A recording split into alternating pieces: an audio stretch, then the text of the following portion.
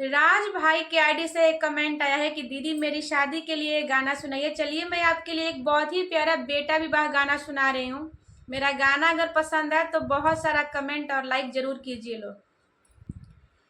बेरिया के बेरी तोह के बराजिए राजा दुल्हा वृंदा ही बने जानी जा।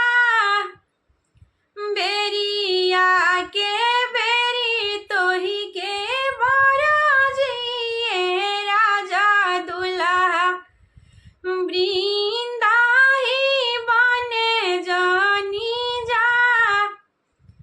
ओही वृंदावनवा में मेघा बारी से लाहो भीजी जाइए शोला हो सिंगार।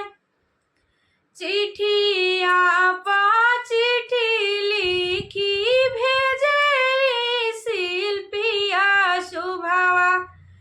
इहो चिठी राजा दुल्हा के हाथ अंगावा भीजे भालू दे हब ये दुल्हा जी।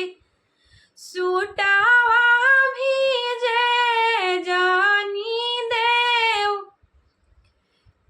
एही जे सूटावा करनवे दुल्हा जी।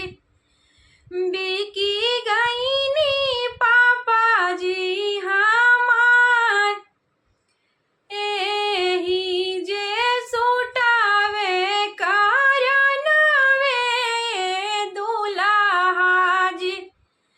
बिकी गईनी भैया जी हमार चिठिया पर चिट्ठी लिखी भेजले राजा दुल्हा। इहो चिट्ठी शिल्पी शुभ के हाथ साड़िया भीजे भालू दिहाए शुभावा हो। सिंदूरा भीजे जानी देव एका चिटुकी सिंदूरा का